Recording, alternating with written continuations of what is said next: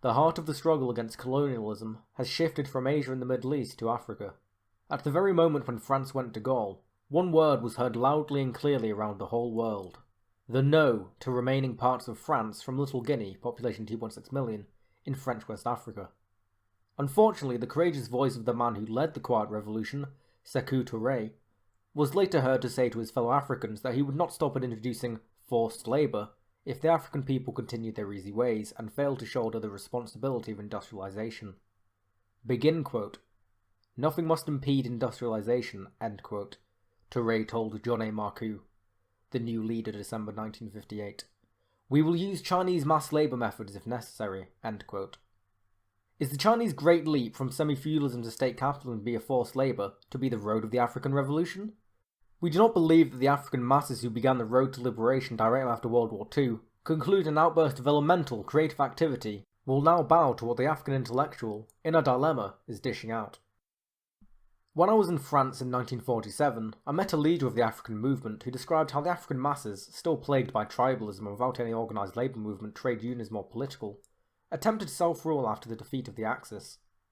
He was talking about the French Cameroons, where the population as a whole, every man, woman and youth, turned out to try to govern themselves. He said none of the leaders had expected such a mass turnout and did not even have sufficient membership cards. The revolution was short-lived, for soon the French, with the connivance of the American military, sped with gunboats to re-establish their old colonial rule. The sporadic African revolutions have been overshadowed by the more comprehensive revolutions in Asia and the Middle East, which hit at the lifeline of the major warring powers, so the self-activity of the masses in far-off African lands hardly rated space in the press.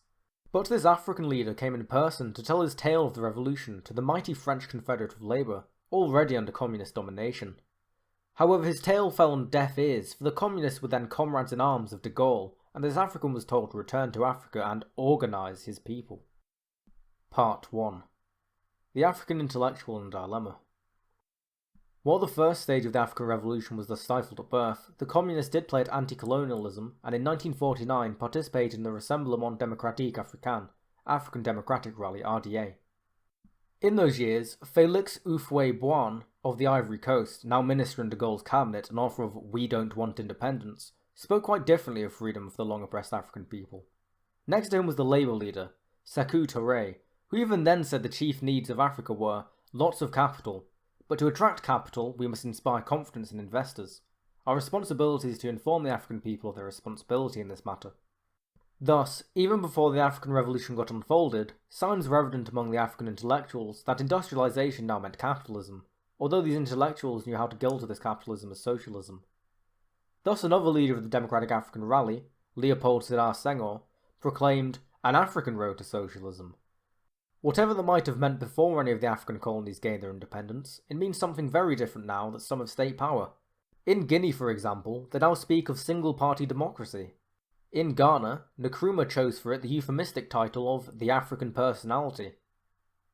In his speeches to the All-African People's Conference, recently concluded in Accra, Nkrumah somehow made this African personality synonymous with non-violent revolution.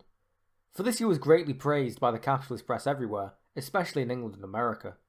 At the conference itself, however, there were many who could not quite accept the double talk of the African personality equals non-violent revolution.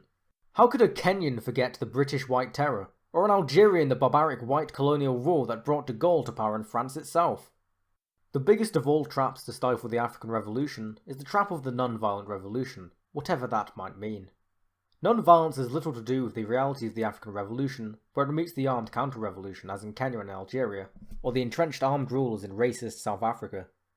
It is a straitjacket for the self-activity of the African masses, even as the indiscriminate unity of the African state would mean the choice not of the road to socialism, but to capitalism, its most horrific form of state capitalism. Just as the bourgeoisie has degraded the word revolution to where it means nothing but conspiracy, so Nkrumah, who is emulating the old rulers in everything from yachts to canned biographies and statues glorifying himself, is bent on degrading the organisation of society on total new beginnings, to where it means all things to all men, except the masses struggling for true liberation from barrack, armed colonial rule. Part 2. Will history repeat itself as a tragedy, or as a banner unfurled? History is forever repeating itself, without us learning much from it. When capitalism moved from free anarchic competition to monopoly control, there were socialists who saw in that concentration of capital order that would make it easier for the workers to take over. When that kind of socialism collapsed like a house of cards at the outbreak of World War I, there were middle-of-the-roaders who called for a United States of Europe as a possible stage in the advancement of revolution. Lenin would have nothing to do with those who considered revolution nothing but a taking over of political rule. Unless the population to a man would run production and the state, that type of revolution would lead to nothing but a return to capitalism. Although present Russian totalitarianism is there as big as life to prove the point, the African intellectual is repeating all the old mistakes and adding some new ones to boot. The desire for unity of the African peoples is a powerful force. But the desire for unity against colonialism is one thing. It is quite something else when unity is attempted under the catch-all phrase of the African personality, which includes republics and monarchies alike, not excluding the classic comprador, native management of foreign capital, rule in Liberia, dominated by the American dollar. None knows this better than Nkrumah's advisor of African affairs, the famous West Indian writer who has often been a fellow traveller of the communists, George Padmore. That is why he tried to lard the African personality with some socialism. He could not do this at the Accra Conference in April, since that conference of the independent African states included kings and sultans. There the African personality got limited to the field of foreign policy. Begin quote. For too long in our history, thundered Nkrumah, African has spoken through the voice of others. And then down in a whisper, now what I have called the African personality in international affairs will have a chance of making its proper impact. End quote. This in turn got translated into a sort of watered-down neutralism.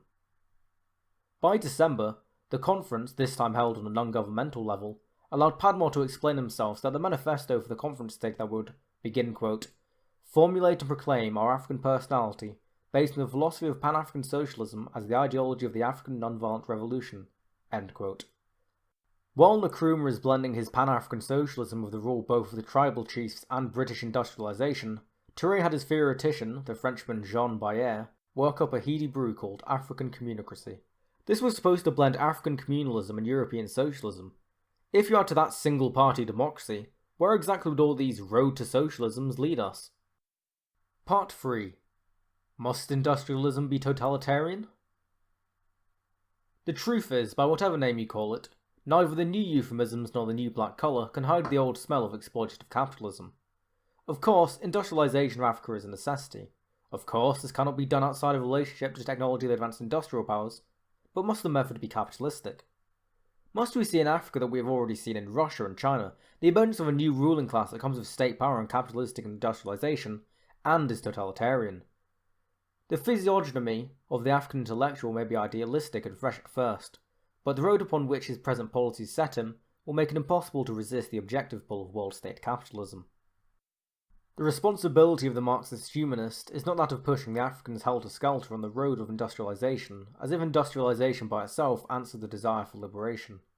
Nor must the Marxist humanist African, or Pan-African, or Yugoslav or French for that matter, create new points of confusion such as violence and non-violence, which can only blind one to the realities of the true reconstruction of society or new beginnings. Revolution is, after all, nothing but evolution in the fullness of time, and in the elemental human form called forth by the need of the creation of this new society on total new beginnings, whose point of departure and point of return alike centre around the relation of man to man at the point of production, in the state, and within context of a human world.